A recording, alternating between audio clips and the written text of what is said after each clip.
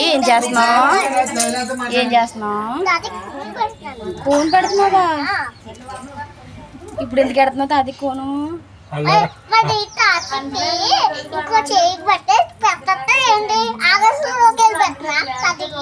అన్నారం పెళ్ళి అమ్మా తాతయ్య కొడుకు కదా అందుకని తాత కొత్త పెళ్లి కొడుక దీనికి పెట్టకూడదు దీనికి అందుకని కోన్ పెడుతున్నావా? అదికి పెట్టబట్ట ఆపుకోలుకుంటాడా నేను తప్ప తాతయ్యకి ఎవరు పెడతారు?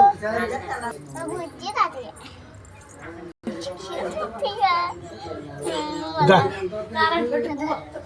దాని మీద అలాగే